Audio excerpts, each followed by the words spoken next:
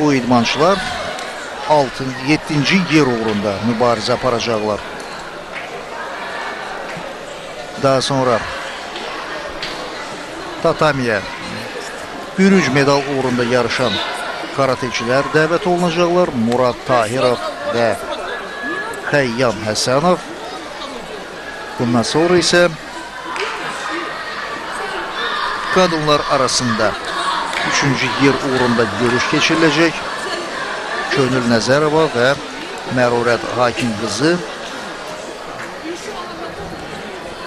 münsiflər heyəti ilə hakimlər arasında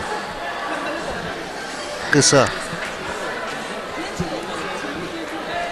məşvərət keçirilir. Yəqin ki, münsiflər heyətinin üzvləri qalibin elan olunmasına dair öz iradlarını bildirirlər. Hakimlər çox qətiyyətsiz bir şəkildə üstün olan idmançının qələbəsini elan edirlər. Bəzən isə heç elan da etmirlər və heç-heçə ilə kifayətlənirlər. Məsələn, bir qədər əvvəl də Huraman Yusifovanın döyüşü zamanı açıq-aşkar görünürdü ki, Azərbaycan karateçisi qələbəyə layiq döyüş nümayiş etdirir və bununla belə hakimlərdən yalnız ikisi onun qələbəsini elan etdi. Digər hakimlər isə bir tərəf qaldılar və heç-heçə elan etdilər. Yalnız münsiflər heyətinin üzvləri işə qarışandan sonra nəhayət onlar da qətiyyətlə Azərbaycan karateçisinin qalib gəldiyini söylədilər. Əlbəttə, burada söhbət yerli idmançıdan getmir. Ümumiyyətlə karateçidən gedir, ümumiyyətlə idmançıdan gedir və fərqi yoxdur.